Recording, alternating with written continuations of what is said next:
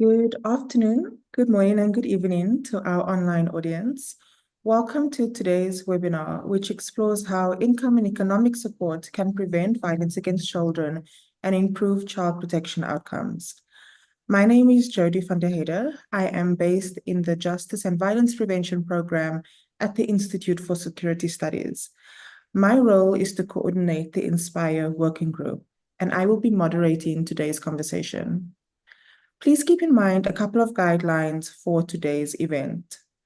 Please keep your microphones and cameras turned off until we reach the question and answer portion for today's event. The question and answer session will be conducted using both the chat function and the raise hand function on your Zoom application. Should you wish to raise your hand, kindly click on the reactions button to access the raise hand function. Please note that we will evaluate this event using a poll. This evaluation is completely anonymous and helps us to present better events in the future. Kindly do take a moment to complete it. We will launch it after today's presentations. As we wait for the final participants to connect their audio, we kindly remind you to please keep your microphones muted and your cameras switched off until we reach the Q&A session. Please note that since this is a public event being broadcast live on YouTube, chat and house rules do not apply. This year, the Institute for Security Studies, the International Society for the Prevention of Child Abuse and Neglect, and the INSPIRE Working Group will jointly host a series of 7 webinars on INSPIRE, the 7 strategies to prevent violence against children. INSPIRE is the leading evidence-based technical package for countries to support their efforts to prevent violence against children. I will be sharing these resources in the chat throughout the event. This is our 4th webinar in the series, and we will continue to convene one every month until the end of the year. So please be on the lookout for those. Income and economic strengthening is the 5th strategy in the INSPIRE package. These interventions aim to improve families' economic security and stability. There is plenty of evidence from across the world demonstrating the impact of economic support on child protection and well-being, and shows reductions in child labor and school dropouts, to name a few. Economic support also contributes to improving families' well-being and also reduces parental and caregiver stress. But how do these interventions actually work? And what are some of the lessons behind implementing the strategy? We are very grateful to have 3 experts with us today from Save the Children International, who will share their experiences on delivering cash and voucher assistance and livelihood assistance from 3 countries, Cambodia, Peru, and the Democratic Republic of Congo. We will be together for the next 90 minutes, and we really intend for this to be a conversation, and we encourage you to pop your questions, reflections, and comments in the chat throughout the event. After the presentation, I will open up the floor for a larger Q&A session. So with that, I would like to introduce our 3 experts today. We have Roberta Gadler, who is a global humanitarian advisor on cash for protection for Save the Children International. Since last year, she is coordinating the Global Protection Cluster Task Team on cash for protection. She has been working as a child protection technical advisor, contributing to Save the Children's humanitarian child protection response and supporting the strengthening of child protection systems. We also have Augustine Thomas with us today, who is a global cash and voucher assistance advisor at Save the Children International. He provides technical support and leadership to country officers and partners on cash and voucher assistance, notably for the achievement of child protection outcomes. Before this role, he led the COVID-19 response of Save the Children in Cambodia with cash and voucher assistance and livelihood interventions to achieve child protection outcomes. And last but not least, we have Flo Correa, who is a global cash and voucher assistance specialist, also with Save the Children International. She provides technical support and leadership to country officers and partners on this, focusing on countries in Latin America.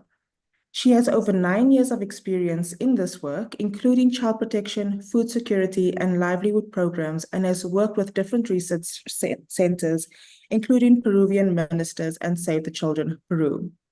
So with that, I would like to hand over to our 3 speakers. Please give me a moment while I share your presentation.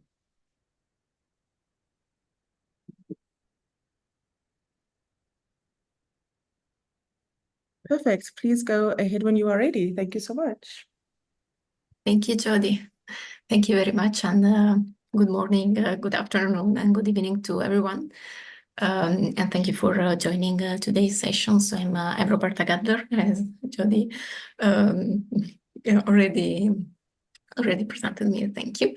I'm the Cash for Protection Humanitarian Advisor for Save the Children, and today with my colleagues, experts of CBA, Augustin Thomas and Flor Carrera, we will present you the second edition of the Save the Children Global Report on cash and voucher assistance for child protection outcomes. And we will take a bit more in detail look at the three case studies of Cambodia, the Democratic Republic of Congo, and Peru. So if you want to go to the next slide, we can have a quick look at the agenda of this session. We will start with a quick introduction to the subject, and we'll ask you to help us on that. And then I will introduce you briefly the objective, the scope, and the methodology of the global research, and we'll go through some of the general findings across the 20 countries that were included in this report. And then, as I mentioned, we will go do a deep dive into the three case studies of Cambodia, Peru, and DRC. And we will finish presenting some key takeaways and recommendation for you to keep in mind after this session. And of course, we will give you also we will save some time for your questions and comments at the end of the presentation. Please, next slide. As I was saying, to start introducing the subject of cash and voucher, the use of cash and voucher assistance to address the economic vulnerability and financial barrier as root causes to child protection risks, which of course include as well violence against children. We would like to have a look at also your opinion on that. I'm sure that you already have some experience or have heard about this topic. So please, let's go together to the Mentimeter link you can access using the QR code on your phone, or the code and the link in the slide. And let me also share my screen so we can go together to the Mentimeter. Sorry. I hope it works. Is it okay? Can you see the screen? Yes, perfect. Okay, I leave it just one moment. So for those, you have the link menti.com, and here up there is the code to participate. Let's see if everyone could access. So it's really we would like to know your opinion. So it's not a test. We don't give any note on that. I would like to know, what do you think about using cash and voucher assistance? So can this kind of assistance be effective in protecting children against violence? And you can say yes or no, or if you don't have an opinion, of course. Don't know. But I see already there is a lot of yes. So people are already well trained on that. And yes, if you have any comments or any questions, I think that you can also yeah. Sorry, there's something not working.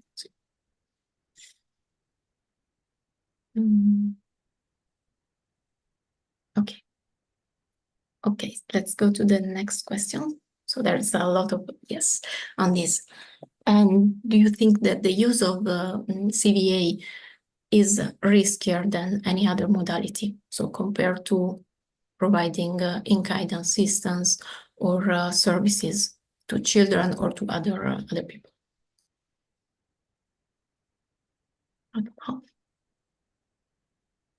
Okay, here people are a little bit more. And I think you can also change your mind in case.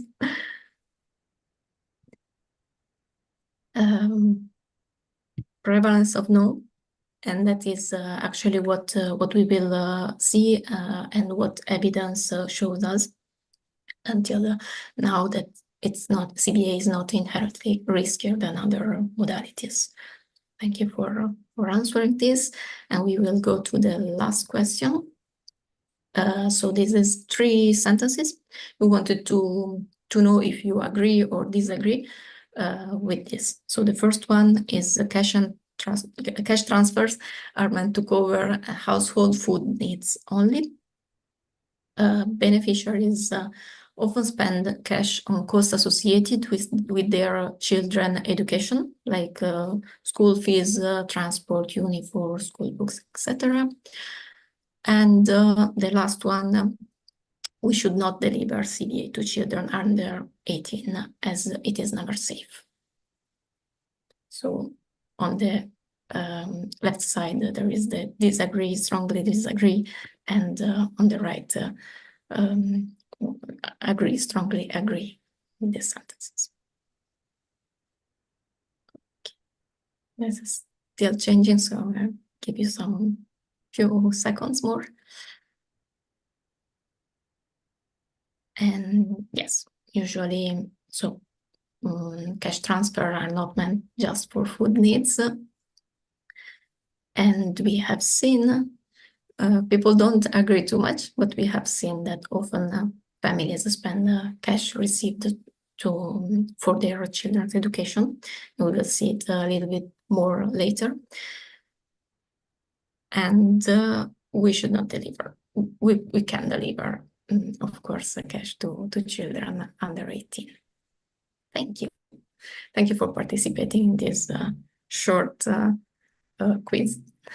I stop share. So thank you so Jody, much. you can go back to the presentation. Thank you. Okay. This was just to check a little bit your experience. Again, we are not asking right now to share, but if you want to share some of your experience on using cash and voucher assistance for child protection outcomes, of course you are welcome to do it in the Q&A session at the end. So please go on with the next slide. Thank you. So now as I was saying, we would like to have a look at this an overview more at this global evidence report, and we will of course share the link to the report. You can download and go to see it more in detail afterwards. So in terms of objective of this report, it was the review were meant to assess the impact of different forms of cash and voucher assistance on child protection outcomes, to identify as well evidence gaps and document the best practices, programmatic practices. And this is, as I was saying, the second edition of this report that follow the same methodology that Save the Children used in 2021 for the first edition of this report. And you also have the link to that edition in the slide. You can access it afterwards. Please, next slide. So the analysis was conducted over 20 countries, as I was saying, and across 3 distinct kind of program categories. The first one is the cash and voucher assistance programs with no complementary child protection activities. The second one is the CVA programs with complementary activities, that is also called the Cash Plus, such as child protection activities, MHPSS, or nutrition, livelihood support, etc. And then we also analyzed programs where cash and voucher assistance was fully integrated with child protection, what we also call the cash for protection programming, so with specific child protection objectives to achieve. And different kind of programs were also evaluated at different moments. So there were some programs that were just started, some at their end, and some still ongoing. Please, next slide.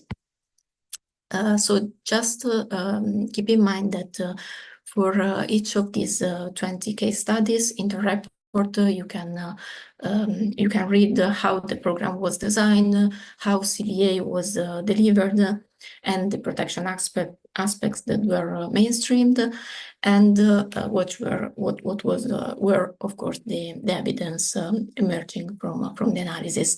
And here on the right of the slide, you can see all the countries listed by region and where they were distributed. And in the next slide,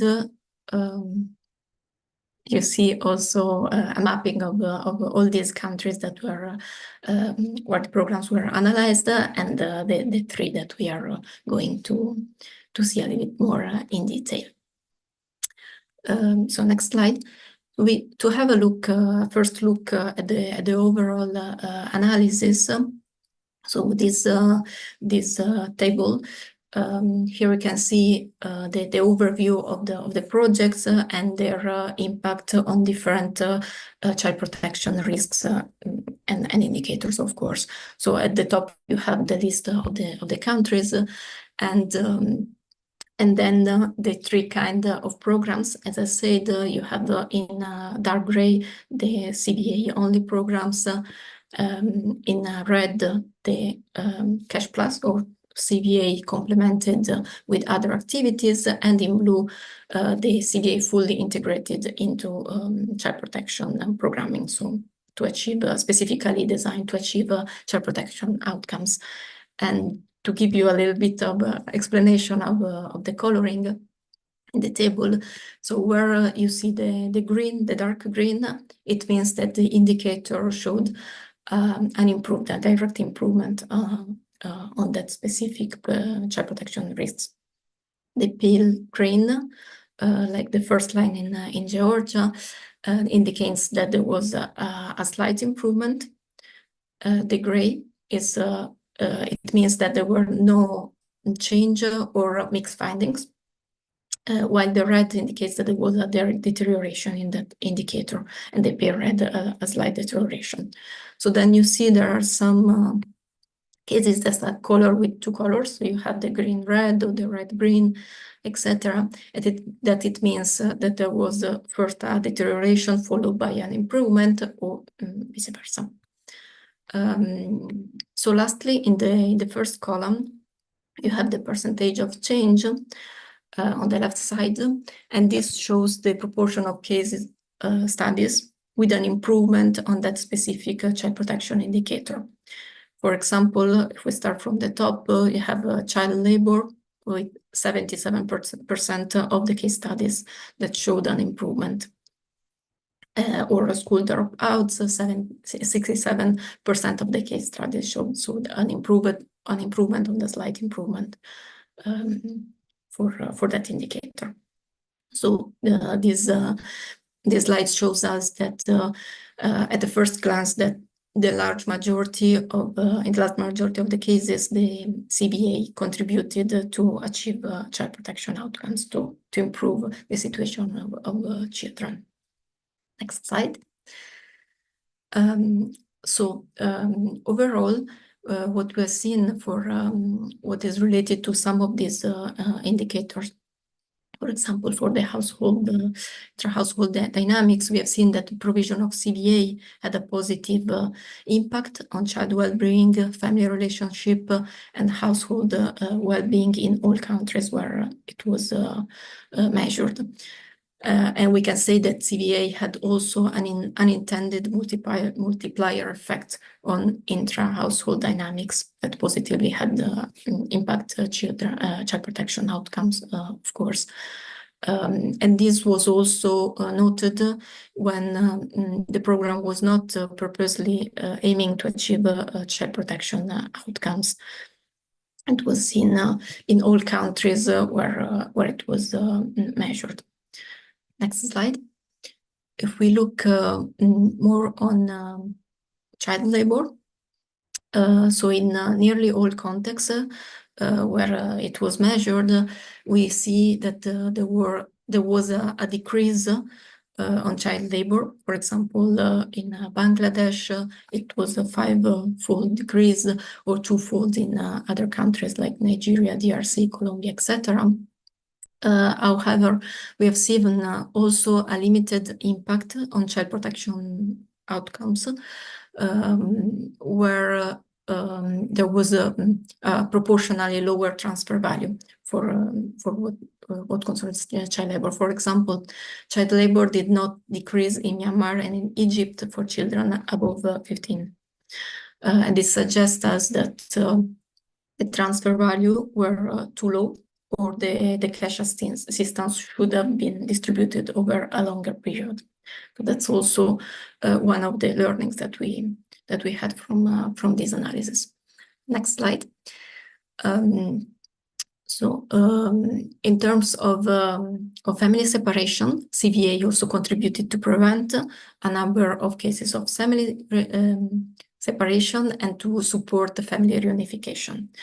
We have seen that CVA contributed positively in different countries, in different situations, and the outcome of this indicator points out that both the cash and livelihood assistance has an impact to keep parents and their children together.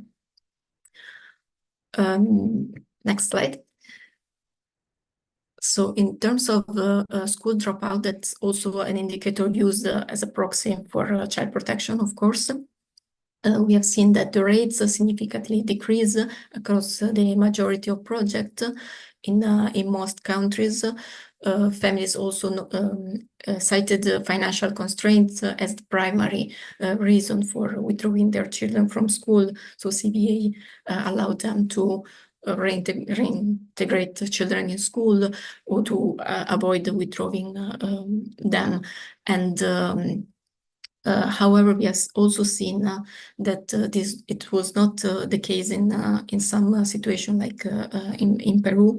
We will see more in detail, or in Egypt and Lebanon, where there was no decrease in dropout, and it could be related to seasonal reasons. So maybe when the data were collecting during summer holidays, but also to external factors like economic crisis and shocks during the implementation of the program. So this highlights as well the importance of adapting transfer values to evolving living costs and economic shocks.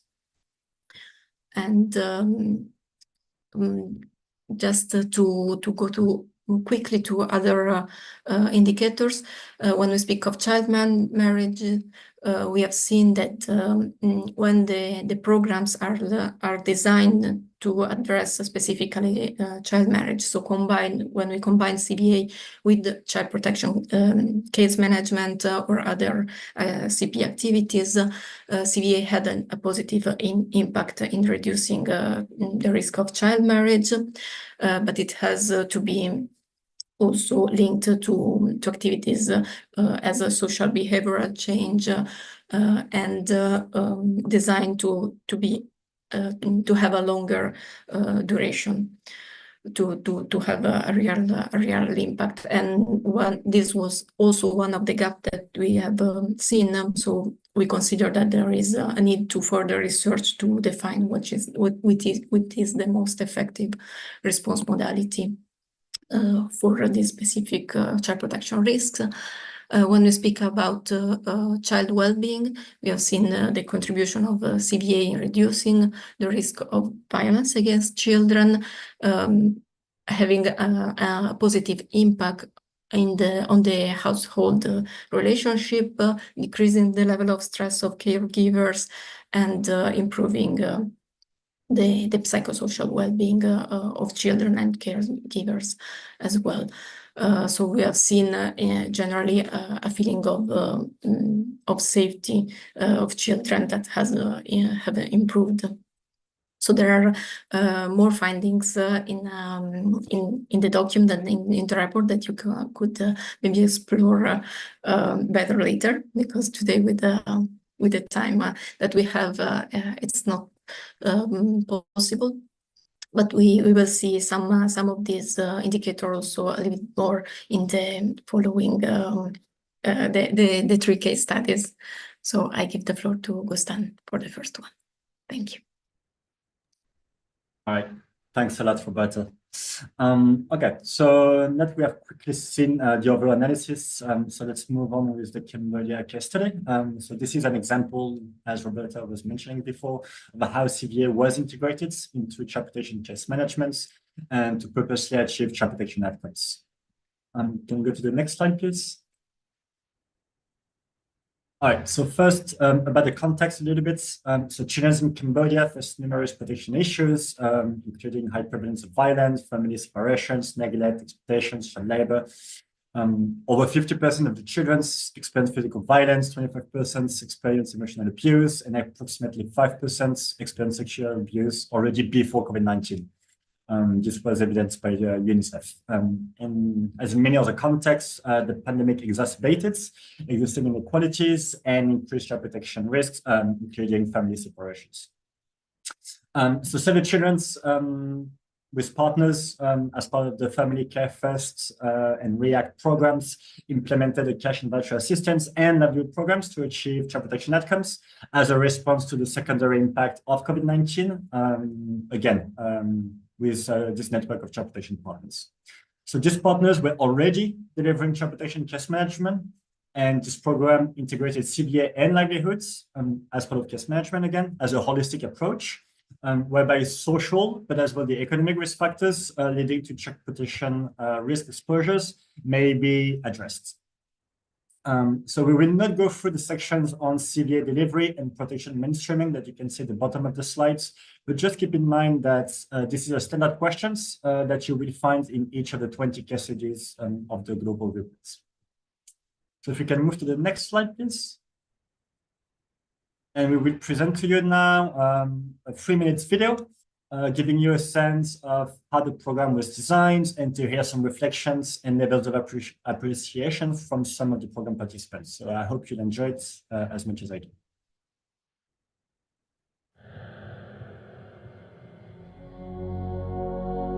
សម្រាប់គ្រួសារជាច្រើនផលប៉ះពាល់ផ្នែកសង្គមសេដ្ឋកិច្ចបាននឹងកំពុងធ្វើឲ្យភាពងាយរងគ្រោះដែលមានស្រាប់កាន់តែកើនឡើងហើយធ្វើឲ្យសមត្ថភាពរបស់ពួកគេក្នុងការថែទាំកូនៗកាន់តែមានការលំបាក មានកូវីដចឹងពិបាកគេផ្ដាច់អត់មានការងារធ្វើអត់អីដើររើសអេបចាយយកបន្លប់ទៅគេធ្វើបាបគេវាយគេអីចឹងគេសន្លត់យកអាទិះកូនអត់បានរៀនបានសូត្របារម្ភកូនហើយណាមួយខ្លាចដាច់បាយដាច់អីគេប្រើឲ្យជូតចាយទៅអីចឹងទៅខ្លាចឆ្លងរោគឆ្លងអីទៅខ្ញុំភ័យអត់ទៅកក់ក្ដៅពេលនៅម្នាក់ឯងម្ដងការអត់ទៅសុបាយចិត្តពេកចឹងពេលដែលខ្ញុំនៅម្នាក់ឯងក៏ខ្ញុំខ្លាចពេលទៅរើចាយមួយម៉ែពេលយប់ឡើងក៏ខ្ញុំខ្លាចពេលខ្ញុំដេកទៅដេកអាទិះចាយមួយប្អូនខ្ញុំហើយម៉ែខ្ញុំគាត់អូសអាទិះដល់ម៉ោង1ដល់2បានដល់ផ្ទះដេកជាពិសេសខ្ញុំចង់បានញ៉ាំអាហារល្អៗចង់រៀនសូត្រគ្រប់គ្រាន់ ក្រមជំនួយហិរញ្ញប្បទានរបស់ទីភ្នាក់ងារជំនួយសហរដ្ឋអាមេរិកសម្រាប់ការអភិវឌ្ឍអន្តរជាតិគម្រោងថែទាំកុមារក្នុងគ្រួសារជាអាទិភាពចម្បងនិងរីអាក់នៃអង្គការ Save the Children កំពុងបង្កើនអន្តរាគមន៍ដើម្បីពង្រឹងកិច្ចគាំពារសង្គមសម្រាប់កុមារនៅក្នុងគ្រួសារដែលងាយរងគ្រោះ All អង្គការ Save the Children រួមជាមួយអង្គការដៃគូចំនួន7នៅក្នុងរាជធានីខេត្តចំនួន17កំពុងជួយលើកកម្ពស់សមត្ថភាពរបស់គ្រួសារទាំងនោះក្នុងការថែទាំកូនៗរបស់ពួកគេដើម្បីសម្រេចឲ្យបាននូវសមិទ្ធផលនៃកិច្ចការពារកុមារប្រកបដោយភាពវិជ្ជមានហើយខ្ញុំបានទទួលលុយខ្ញុំសប្បាយចិត្តមែនទែនលោកគ្រូលុយហ្នឹងបានមកហ្នឹងខ្ញុំចាយស្បិតស្បៀតគាត់បានទិញម្ហូបឲ្យកូនហើយឲ្យកូនរៀនឧបត្ថម្ភហ្នឹងក៏ខ្ញុំសល់មុខបរថែកូនថែចៅឲ្យវាប្រឹងរៀនសូត្រកម្មវិធីនេះកំពុងផ្ដល់ចំណូលជាសាច់ប្រាក់ប្រចាំខែនិងការតម្រង់ទិសស្ដីពីការគ្រប់គ្រងកញ្ចប់សាច់ប្រាក់ដល់ក្រុមគ្រួសារដើម្បីចាត់អាទិភាពការចំណាយជាឧត្តមប្រយោជន៍របស់កូនៗរបស់ពួកគេសូមបានឲ្យគ្រួសារមានភាពកក់ក្ដៅហើយជួបជុំគ្នារាល់ថ្ងៃហើយមានអីគ្រប់គ្រាន់ឥឡូវខ្ញុំមានអារម្មណ៍សប្បាយម៉ែខ្ញុំក៏បានធ្វើដែរឥឡូវខ្ញុំបានរៀនវិញហើយម៉ែក៏បានលុយនឹងមកទិញតាបទិញអាវថ្មីឲ្យខ្ញុំហើយខ្ញុំសប្បាយចិត្តខ្លាំងណាស់គម្រោងជំនួយសាច់ប្រាក់សម្រាប់កិច្ចគាំពារកុមារបានជ្រើសរើសគ្រួសារចំនួន702ដែលមានកូនកំពុងជួបប្រទះហានិភ័យនៃការបែកបាក់ពីគ្រួសារឬត្រូវបានធ្វើសមាហរណកម្មហើយកំពុងទទួលបានសេវាគ្រប់គ្រងករណីរួមគ្នាពីមន្ទីរសង្គមគិច្ចអតីតយុវជននិងយុវនីតិសម្បទានិងអង្គការដៃគូរបស់គម្រោងថែទាំកុមារក្នុងគ្រួសារជាអាទិភាពចម្បងនិងរីអាក់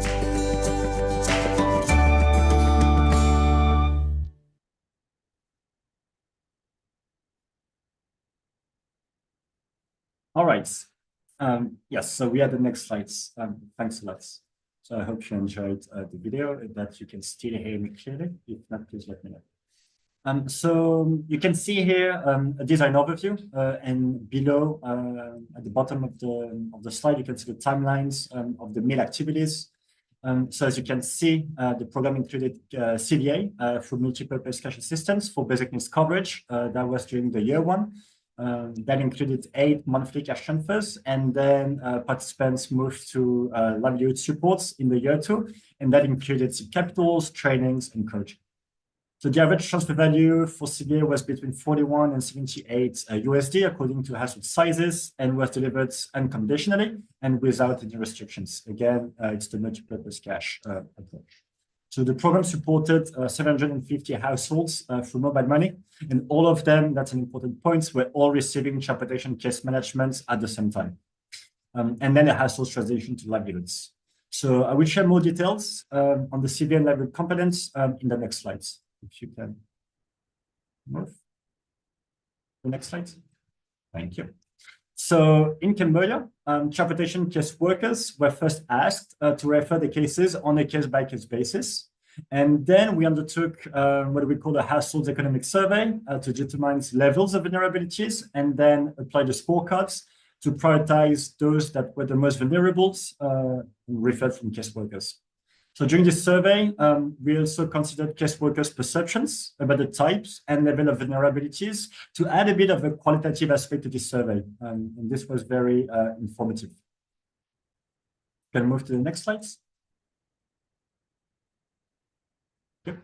So before the cash transfer started, we conducted as well some focus group discussions with local transportation actors to confirm if CVA was appropriate in the target locations, and if we delivered cash, if that would create new risks or if would amplify existing risks, so that we could consider risk mitigation measures before the start of the CVA.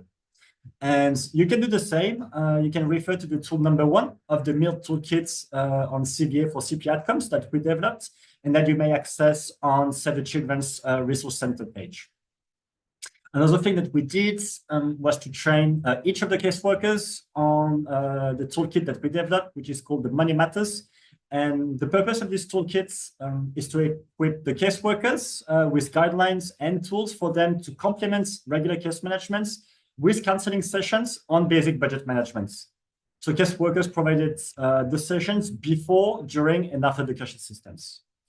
Always keeping in mind the best interest of the child, and basically investing at least parts of the cash into children's needs. And of course, we put some complaints and feedback mechanisms in place to make sure that we can hear from participants and we can respond to the queries as fast as possible. If we can move to the next slide, please. Thank you. All right. So here you can see that out of the 750 households having received CBA, 615 were able to register for livelihoods. That represents 80% of the overall CBA caseloads. And those beneficiaries, they had the opportunity to choose either between agricultural or non-agricultural options based on their preferences, and considering as well the experience they have in livelihoods and the capabilities they had. So options range from climate smart agriculture to small animal raising, and from the development of small businesses to on-the-job apprenticeship. Can move to the next slide, please. All right. So child protection case workers, what they did is that they reviewed the case file data, and then the livelihood officers reviewed all the data collected during the CBA interventions. For example, the household economic survey data that I was mentioning to you before, or the PDM data, the post-distribution monitoring data. These are surveys that we usually conduct 7 days to 2 weeks after cash transfers to hear perceptions from program participants about satisfactions over the process and how they utilize the CBA. So this data were used to inform about overall levels of socioeconomic vulnerabilities as part of the livelihood program.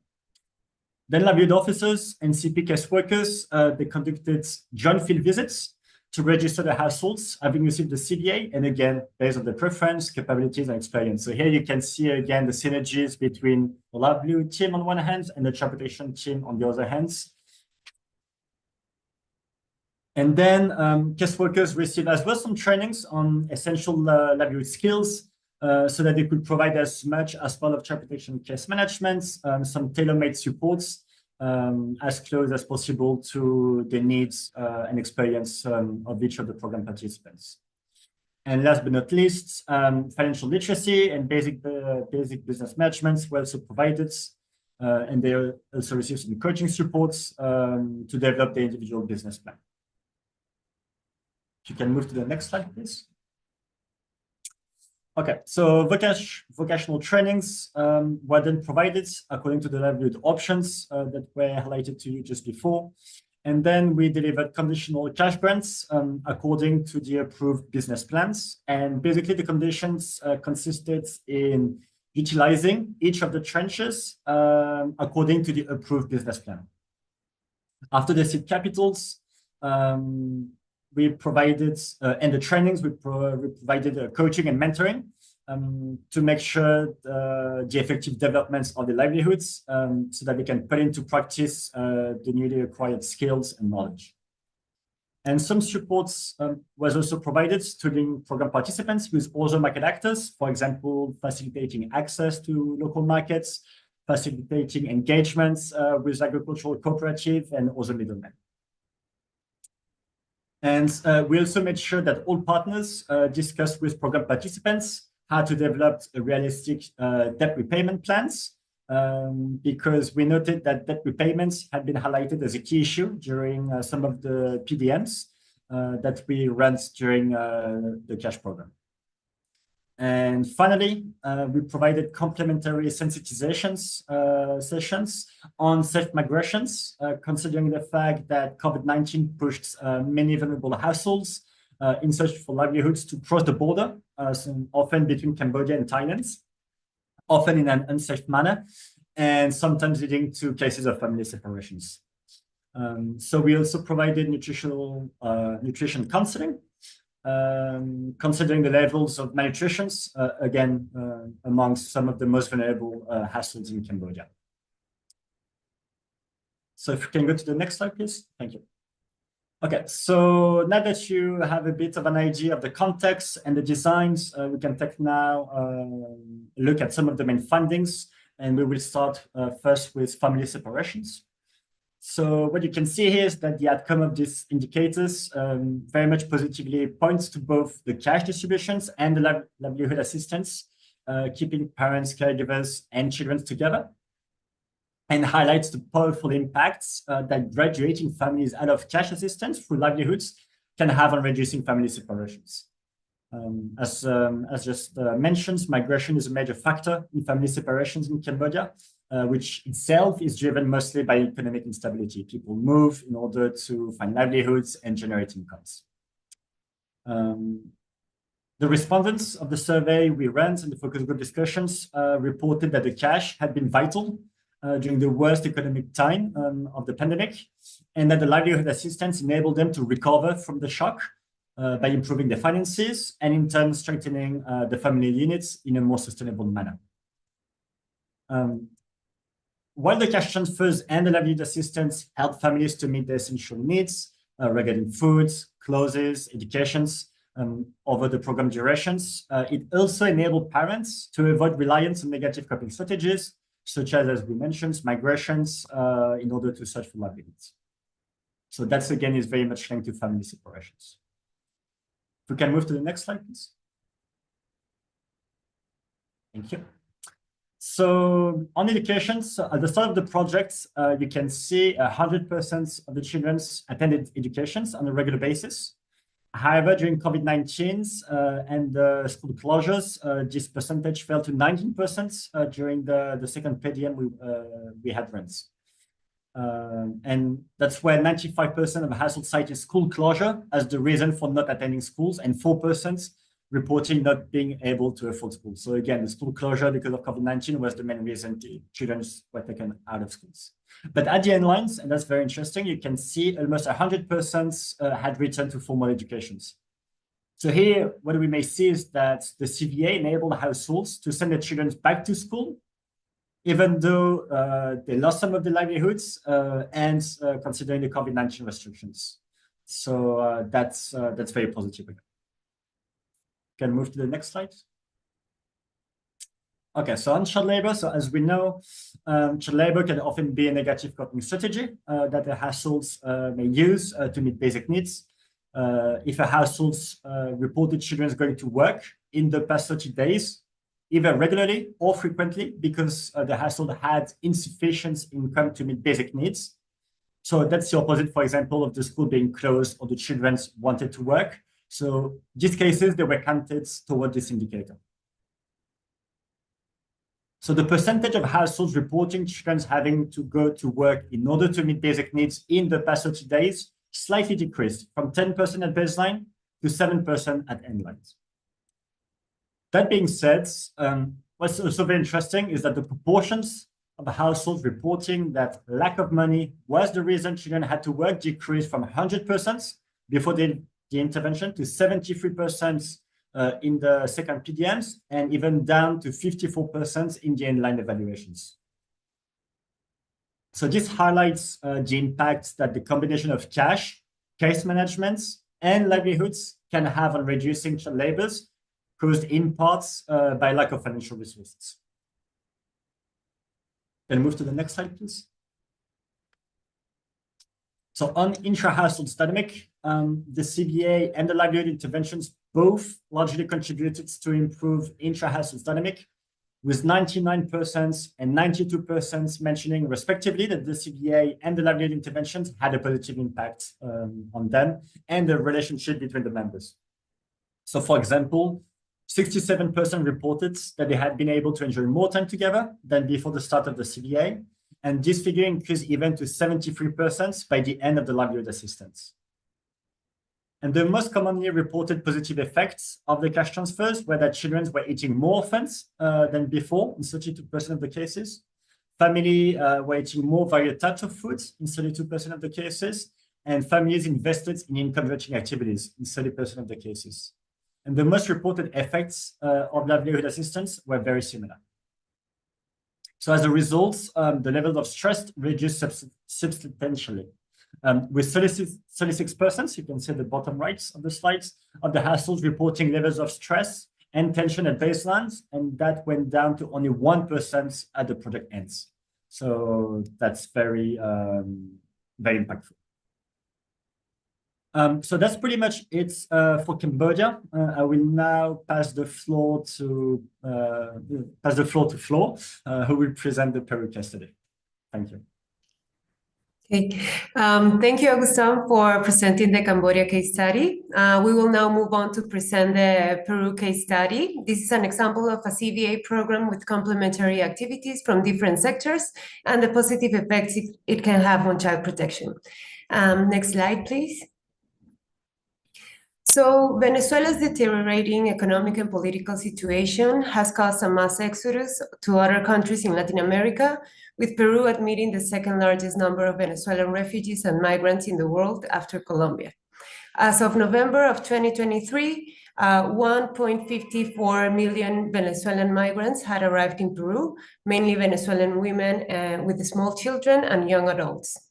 Upon arrival, Venezuelans faced numerous challenges to start their lives, and these difficulties have been further exacerbated by the COVID-19 pandemic. In the map there, you can observe the main cities of the Peruvian coast where Venezuelan migrants and refugees have settled in. Next slide, please. So in 2020, Save the Children implemented a program to provide life-saving assistance to the most vulnerable and at-risk Venezuelan migrants in Peru, to cover basic needs through unconditional cash, together with supplementary nutrition interventions to improve outcomes of pregnant and lactating women and children under 5 years of age. And in 2021, this program was complemented with a livelihood, health, mental health, and psychosocial support program to have an holistic approach and strengthen the inclusion of at-risk Venezuelan migrants. It is also important to note that the CVA design differentiated vulnerable Venezuelan migrants transiting through Peru from those settling in the country. And I'll give more details on that ahead of the presentation. Next slide, please.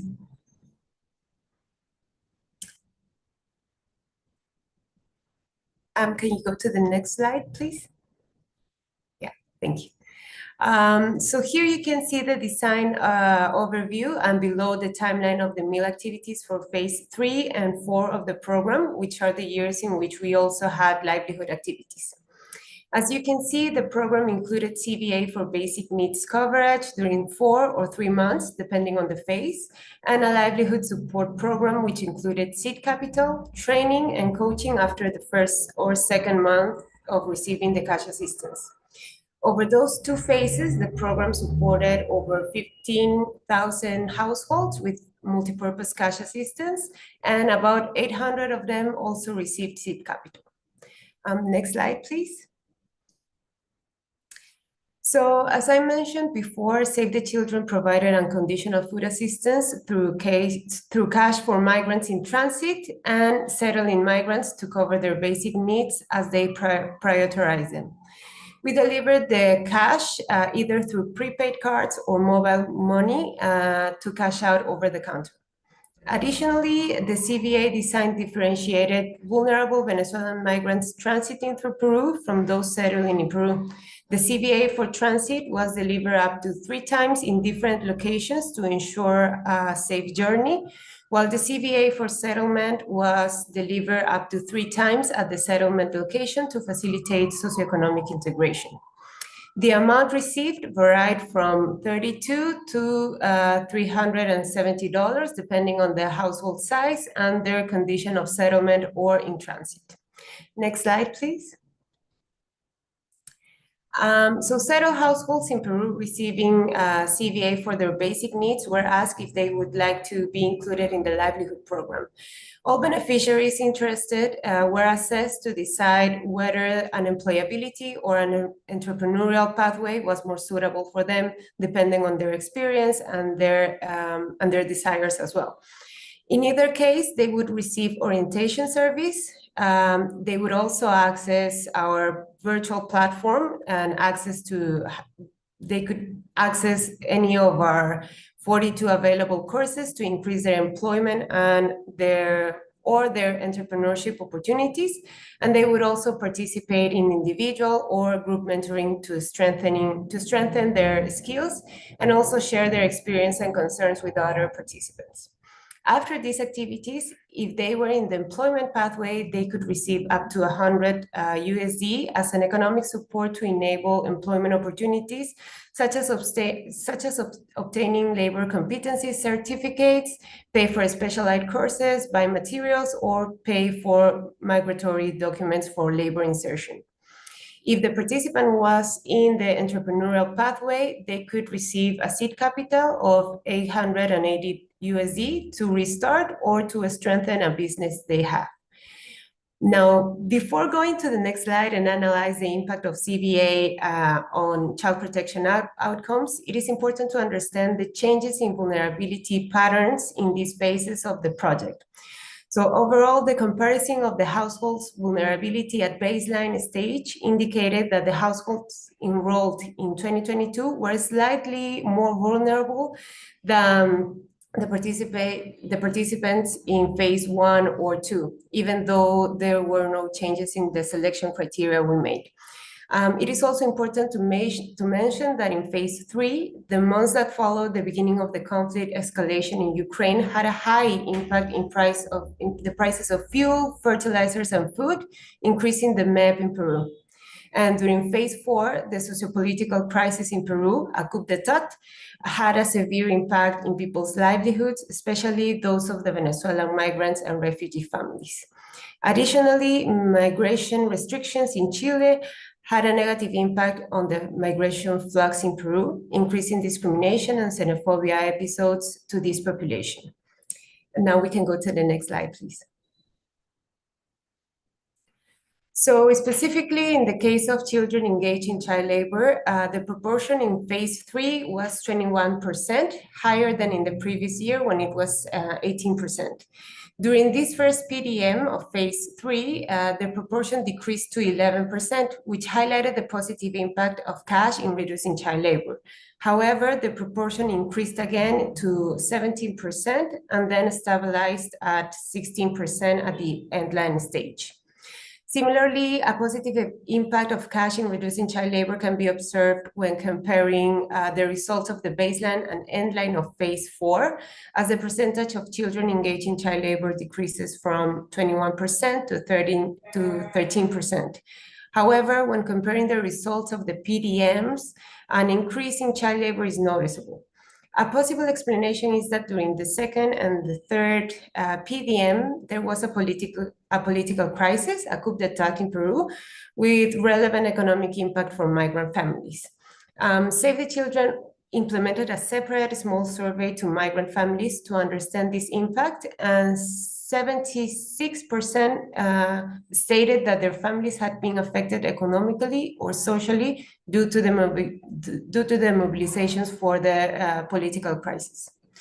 Overall, while the percentage still demonstrates a positive impact that the assistance had on the child protection risk, this also indicates how the worsening of economic situation can directly influence in the reliance of certain families on child labor as a negative coping strategy for survival.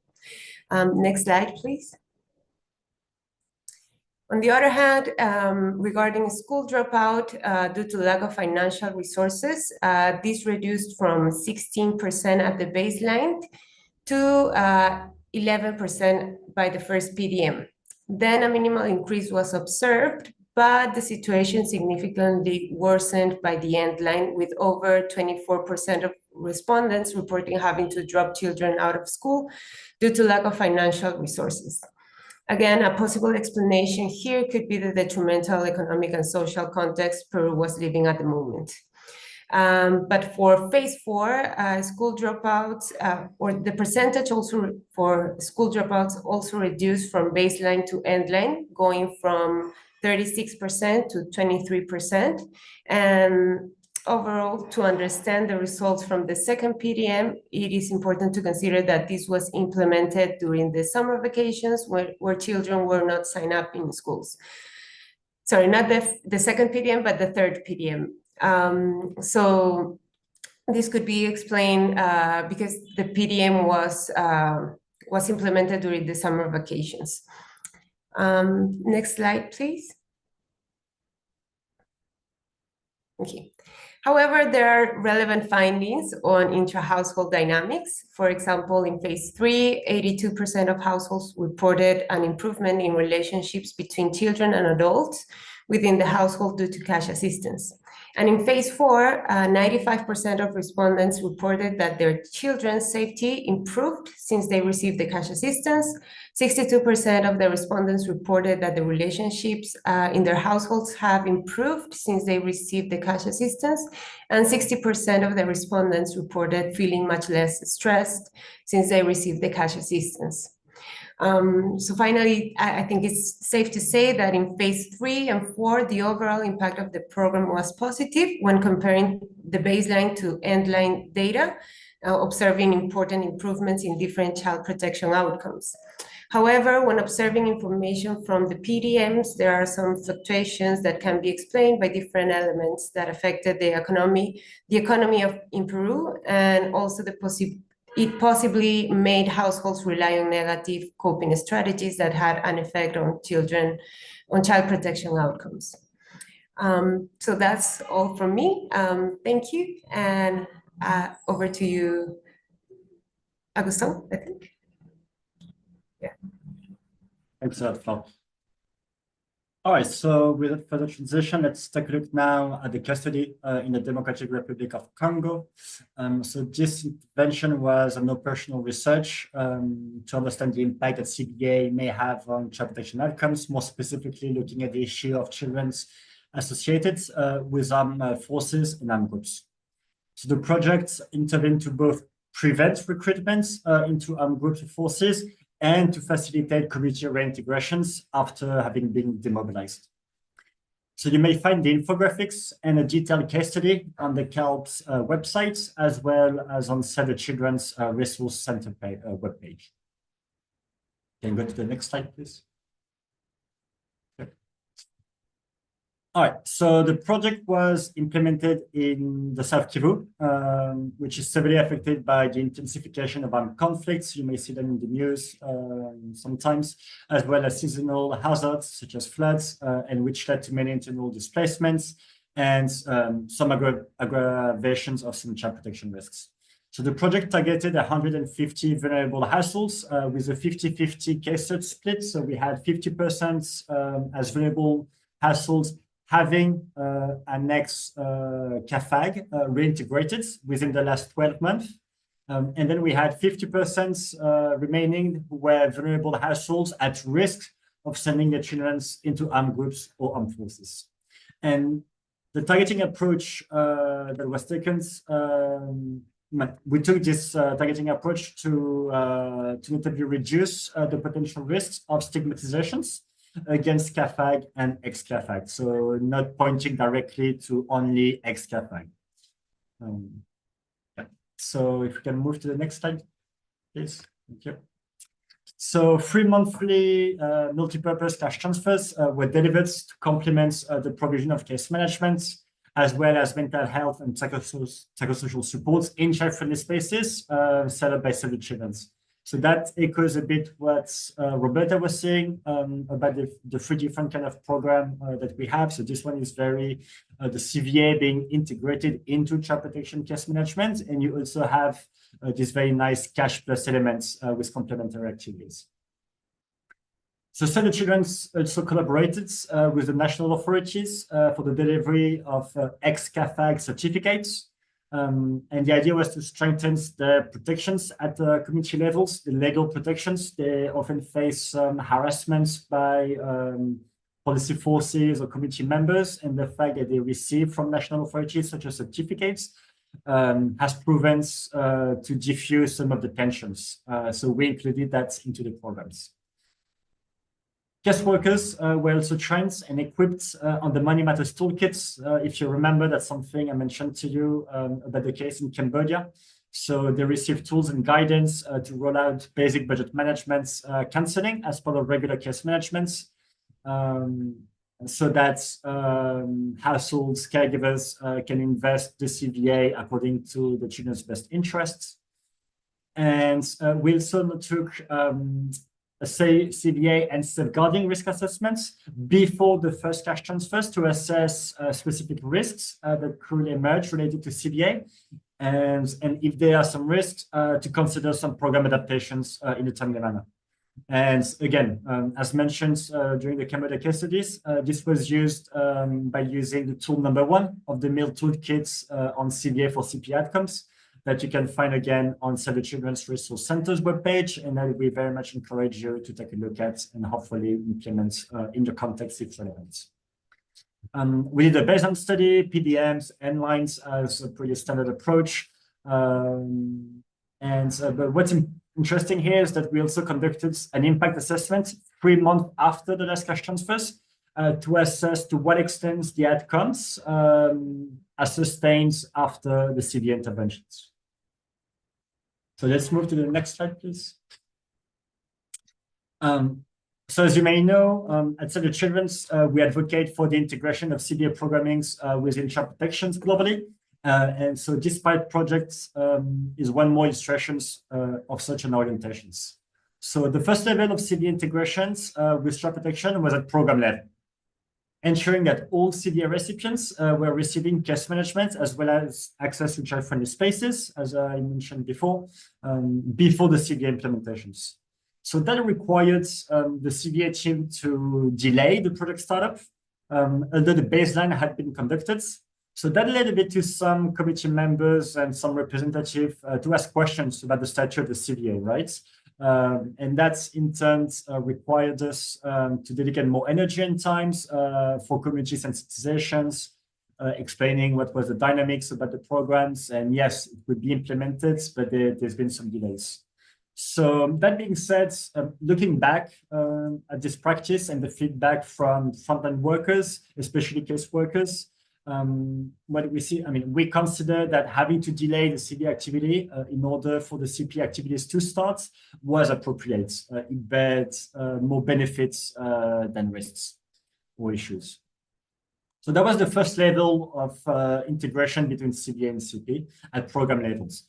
Then if we go a bit further down, at team levels, we did 2 kinds of integration. First is building the capacities of CVA and CP teams on social and economic risk factors and mitigation measures. And the second one was building case workers' capacities on basic budget management, equipping them again with the Money Matters toolkits. So this was particularly important when delivering CVA directly to children, such as unaccompanied children or child-headed households.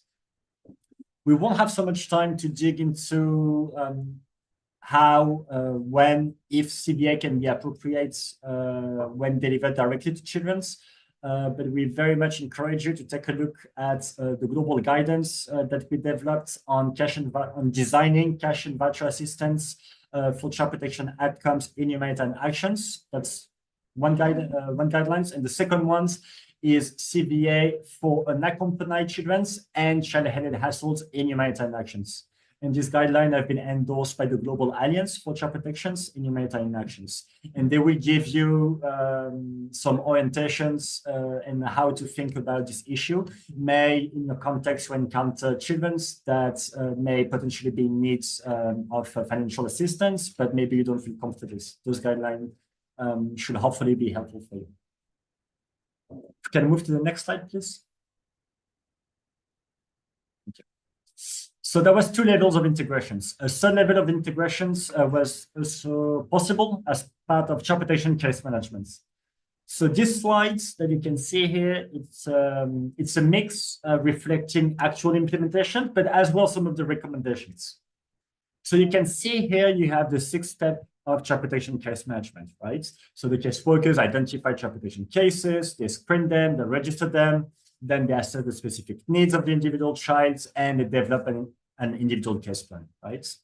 So at this stage, case workers, they should be able to share information about the types and levels of vulnerabilities and the specific needs of each child and his or her households under case management. And that in turn, this information, they may help the CVA team to refine the selection criteria and to refine the transfer value as well as the frequency and the durations of the cash assistance. And potentially, if any conditions or restrictions should be set. What's important is to create these internal communication channels between the child protection teams and the CBA teams to make sure that we're respecting confidentiality and need-to-do principles, having these information flows so that CBA experts may follow the evolutions of the types and levels of vulnerabilities that the child and the households are facing. Caseworkers should be able to support the households and the children in the CBA registrations. That's something that we did in the DRC. For example, if they need to request a residency permits from local authorities to comply with potential know your customer requirements, the KYC. Cash experts would know that very well. Usually they are set by the governments or by the financial service provider. So sometimes that's a support that caseworkers may be very well positioned to provide because they know the local context, they know the case they are dealing with. So this can be pretty smooth and very tailor-made. Caseworkers, they can also inform cases that have been selected about the CBA. During the regular child protections case management sessions, and they can as well inform about the transfer values, the durations of the assistance, how often, the frequency, what delivery mechanism will be used, etc. They have these very privileged connections with the cases, this one-on-one interaction they can have. So that's something that can be leveraged when you do CBA for CP, when CBA is integrated into case management. And once the individual case plan is developed, caseworkers moved with case implementations, including direct service provisions and referrals, and follow up on a regular basis. So that's pretty standard. Caseworkers, they can also support CBA operations, for example, by providing the CBA directly in hands themselves as part of regular case management, or by being at the distribution sites and facilitate the flow of beneficiaries in response to questions, feedbacks, and complaints. This later example is what we have done in this case study in the DRC. And for example, the cash in hands within regular case management, this is something we have done in other contexts, such as in Egypt. Of course, this needs to be, it's a decision that needs to be made following some appropriateness and safety assessments and considering, the level of human resources available and the safety, the security environments where you are operating. Another thing that's it's interesting is that caseworkers, we can consider them in a good positions to deliver basic budget management. So I'm not going to go again on that, but this is what we have done in Cambodia, in DRC with the Money Matters toolkits. And this is very, very useful, according to feedbacks from both the caseworkers and from the caregivers as well. And caseworkers, they may also inform back the CBA team about any risks that the case experience or any risks that are likely to emerge. These are very valuable information for the CBA team to propose some program adaptation, right? So again, changing transfer values, the frequency, the delivery mechanisms, maybe the distribution sites, again, depending on the risks and the vulnerabilities of each and every specific cases. And so this is important to have this discussion between the CBA and the CP team, and always keeping in mind the best interest of the child. Any decisions is always in the best interest of the child. I'm almost done, but caseworkers, they may also inform the case managed beneficiaries about any changes that is being made. If the distribution site is different, if the delivery mechanism is changed, of course, the caseworkers can feedback this information to the case and the caregiver. And last but not least, when the case plan is achieved, caseworkers will close the case file. It's important that the CBA team receive this information to consider alternative methods for community sensitizations and engagements, and to be aware that complementary CP activities are not being provided anymore. That's very useful information for CBA colleagues. So if we can move to the next slide. Yes, thank you. So now that we've talked about the designs and how CBA and CP integration was done at different levels, let's take a look at some of the main findings, and let's first look at the risk of recruitments into armed forces and armed groups. So as you can see here, 87% of the households reported that child recruitment decreased since the start of the project, and it remains at 80% even 3 months after the end of the interventions. Remember that we did baseline, PDM, and lines, but as well an impact assessment 3 months after. So that remained at 80%, which is extremely positive. And although the perceptions of the prevalence of risk of recruitment did not evolve during the CVA implementations, there's only a 2 percentage points reductions end lines. An important reduction of 24 percentage points was noted between the end of the CVA and 3 months after. You can see in the red box on the right side of the slides. So this may be attributed to the fact that the CVA had been partly used to strengthen, so to develop livelihood activities for 56% of the cash recipients. That allows them to generate more incomes after the end of the CVA and to address, in turn, one of the main drivers of recruitments, ultimately contributing in the longer term socioeconomic reintegrations. So the data shows the potential roles of CVA in facilitating the reintegrations and the rehabilitation of children associated with armed groups and armed forces, promoting community resilience and sustainable solutions to complex protection challenges. We can move to the next slide, please. Okay, so the outcomes on school dropouts are also very, very positive. In this case study. As you can see here, the percentage of households reporting having taken the children out of schools in the last 30 days decreased substantially, from 60% at baseline to 42% at headline, and even down to 24% 3 months after the last severe disbursements. And in turn, the percentage of households reporting that all the children are registered to schools or in training programs increased a lot. From 56% at baseline to a remarkable 94% at headlines, and even remain stable at 93%, even 3 months after the last severe disbursements. So you can see how, in this context, the positive outcome sustains even 3 months after the end of the program. And those who dropped out mentioned that the lack of financial resources was the main reason. And in 90% of cases at baseline and 88% at headline, the reason for not registering the child or the adolescents to school was again the lack of financial resources. We can move to the next slide, please. Thank you, Augustine. Can I ask if you could maybe start to wrap up? We only have 20 minutes left and we do want to get some questions in. Thank you. Okay, sure. Okay, so I'll go quickly on child labor. So the outcome on child labor is also very positive. The percentage of households with children having to work in the last 30 days decreased almost threefold, from 69% at baseline to 24% at headlines, and it remained almost the same 3 months after. So we'll move to the next slide because of time. All right.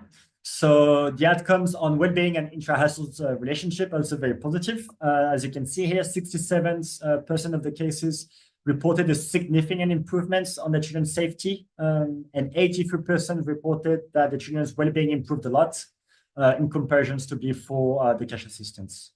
And 72% reported that CBA had a positive effect on their households or on intra-household relationship. One last slide on outcomes on DRC, and then we are ready to wrap. Yeah, so last but not least, the prevalence of child protection risk has largely decreased during the CBA implementation periods, according to community perceptions, on average by 15 percentage points between the baseline and the headline across all the risks monitored. And this outcome, they again sustained 3 months after, with an average 21 percentage point reductions across all monitored risks compared to headlines. So the most important change we can see is about the risk of child labor, child marriage, which both reduced a lot by 28 percentage points and 22 percentage points respectively. Okay, I think I'll stop here on these slides and then let's wrap up. Okay, So now that we've presented to you the global, like the overview of the main outcomes for the 20 case studies, and then the deep dive into the 3 case studies, we wanted to share with you a few points for you to take away after this meeting. And so these are based, again, on the findings across the 20 case studies, not only the 3 that we just went into the details. So first, there is a direct correlation between the ability to meet basic needs and reduction in child protection risks. All the programs where the CVA transfer value was high, for example, compared to national living costs or the minimum wage, had a positive impact. And the opposite countries with limited impact on child protection outcomes had low transfer values, for example, less than the minimum wage. So basically, if CVA is insufficient to meet basic needs, and to address the economic drivers of the child protection risks, the household will still have to prioritize expenditures and potentially continue using negative coping strategies. Another point is that the amounts, again, but as well the durations of the cash assistance can significantly influence the impact on CP outcomes. A third point is that the evidence also shows that CVA is particularly effective when delivered in a complementary manner. That's the cash plus elements. So in order to address the multi-dimensional nature of the risks. What we observe is that the proportion of reduction of some risks was higher when programs were integrated than in standalone cash program or in standalone protection programs. The fourth point is that even programs that were not explicitly designed to address child protection outcomes saw positive effects. That's a very important point to keep in mind. So even if you don't want to achieve child protection outcomes, if you include CVA for CP KPIs, and you can find some of them in the NPCA meal toolkits of Save the Children, which is available on our resource center webpage, as well as the meal toolkits on CVA for CP outcomes that you can find as well on the resource center webpage. If you add these KPIs, you may hopefully see some positive outcomes, even though this was not planned initially. And the last point, and that echoes a bit back on the Mentimeter at the beginning of this session, is that the CVA is mostly spent on children. Overall, what we saw is that cash is generally spent on children. For example, in Lebanon, half of the respondents spend half of the money directly on children, just to give you an example. We have a few recommendations. I don't know if we have the time, Jolie, to go through them. Do you allow me for that, or should we move to the Q&A? I think we should move on. I think so. So let's move on. In all cases, I guess you received the slide deck after. It will be available somewhere, so feel free to take a look at this at the last slide on recommendations. So thanks a lot, everyone. And if you have any questions, we are here to try to answer them to the best of our abilities. Thank you, everyone. Wow, thank you so much to our 3 speakers. This was a really excellent presentation and extremely detailed, and this is very impressive work. So thank you so much for that. You will have seen that the poll has just popped up. Please take 30 seconds to complete it. It helps us to present better events in the future. Now we will, for the next few minutes, move on to a Q&A session. I do see a couple of questions have been raised in the chat. And I will go through them quickly and just read out a few for our panelists to answer. So Hope Wambi asks, how did child participation and voice play out? That's a really good question. Were children involved in this process at all? I don't know if that was directed to a specific speaker. Or would anyone like to go ahead and answer that one about child participation? Sorry, I didn't hear correctly. How do we ensure child participations in our programs, right? Okay. So that's a very good question. I'll try to answer that, but please, Flo and Roberta, back me up if I miss anything. So what we do is before the CVA, well, even like when we do CVA preparedness, when we do feasibility and risk assessments, what we encourage to do is to be child sensitive. That includes doing focus group discussions according to gender and age as well, so adults and children. So that gives you an idea about the context, about if CVA would be appropriate, if there would be any risks. That's just about the standard CVA preparedness approach. Then when you do CVA for CP, what you can do is use the meal toolkits on CVA for CP outcomes that we mentioned during the presentation, and again that you can find on our Resource Center webpage. And you have some tool, especially tool number 1, that you can roll out. Basically, these are focus group discussions and key information interviews that you can run before the CVA, again, to confirm or to assess if CVA would be appropriate to address the specific child protection risk that you have identified. And if there will be any risk. And you can do it again with a gender and age disaggregations for these MGGs and KIs. And then you're always free when you do PDMs to do focus group discussion as well with children to hear their voices.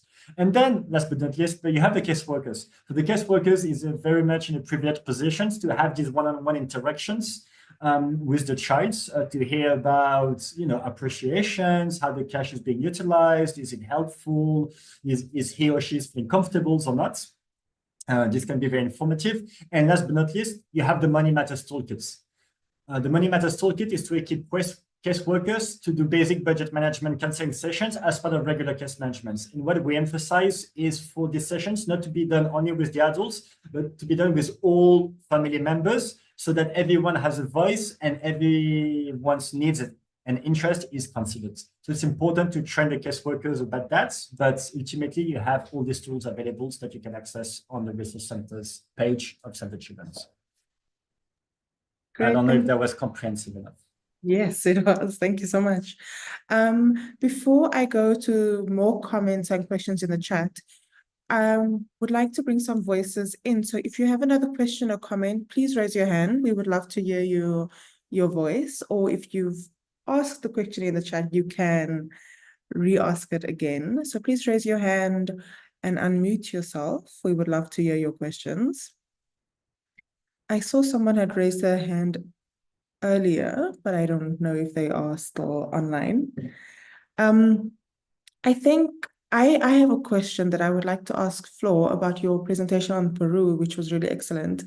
How did you manage to access the recipients of the program? How did we access? Yes. How did we get in contact with them? Yeah.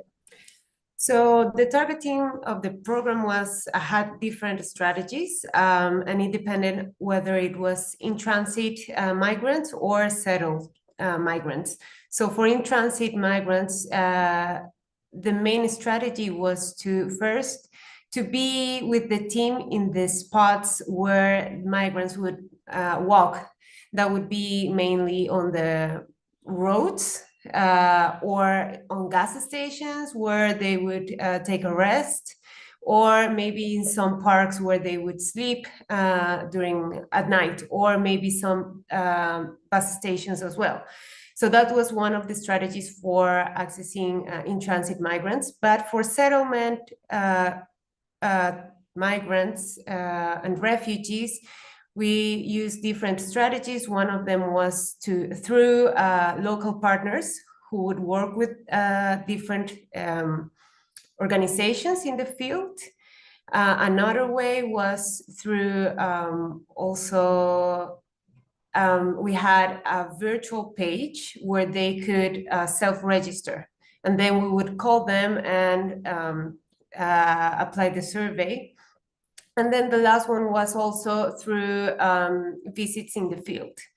So those we tried to apply as many strategies as we could to reach as many people as we could. Mm-hmm. Great, thank you so much. I was just curious because sometimes it's a difficult to access population, but it sounds like you had a whole lot of strategies that was quite effective. Great, thank you so much. I see a question from Teresa Wallace in the chat. Is there a way to correlate the findings of children now enrolled in school with livelihood projects or Money Matters? I'm so sorry. Is there a way to correlate those findings? Roberta, do you maybe want to have a go at that question? Maybe which one? Yeah, a little bit more generally, it really depends on the programming and the different experiences of different countries.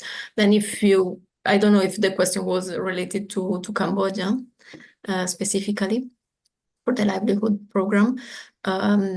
However, as we have seen from the presentation, in some cases we do a follow-up survey, and so we try to see how is the impact a little bit more in time, so that allows us to see if children are still in school, for example, 3 months after the end of the CVA, and so it can be seen the correlation, but it's really depending on the different projects, and just so that the money matters. It's really the toolkit that it's used, as Augustin was explaining. So I'm not sure if she wanted maybe to refer to the case management. So that's also a way how we can follow up with families and children, as we know that case management can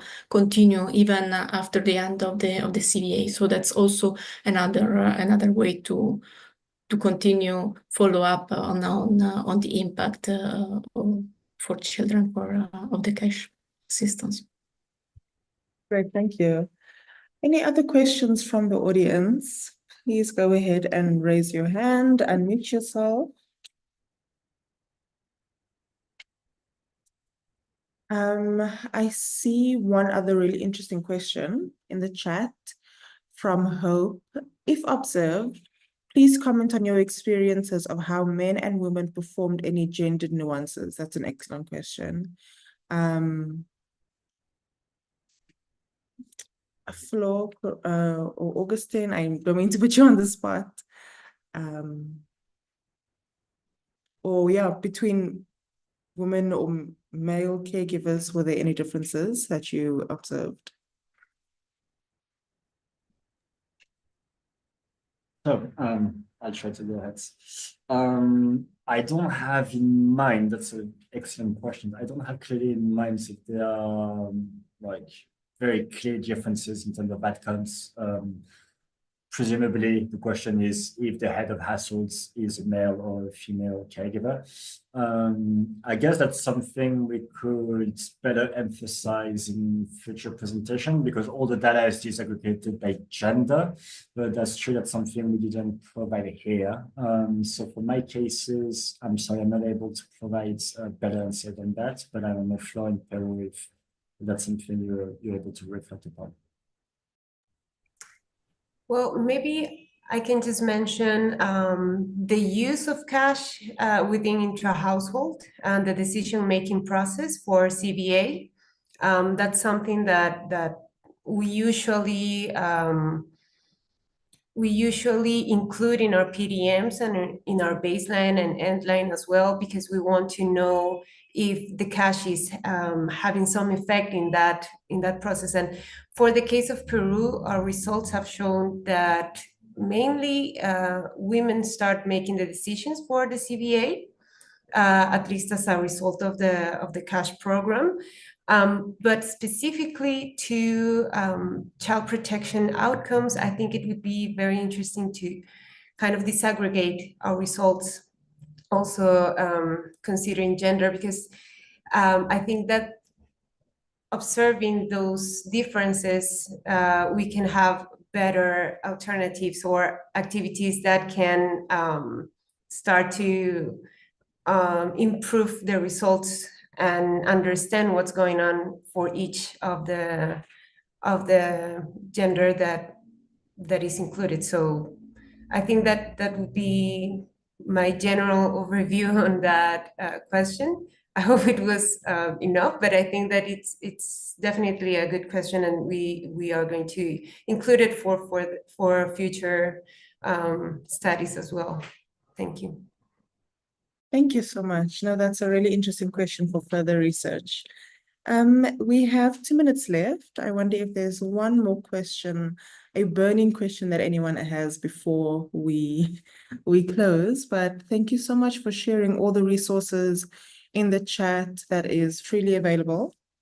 I I don't see any more questions, so I think I will begin to close. Thank you so much to our speakers for this really detailed and very important work that you are doing. We really do appreciate this. I will circulate the presentation, and the recording of this will be available nearly immediately after this event closes. Please feel free to share with your networks.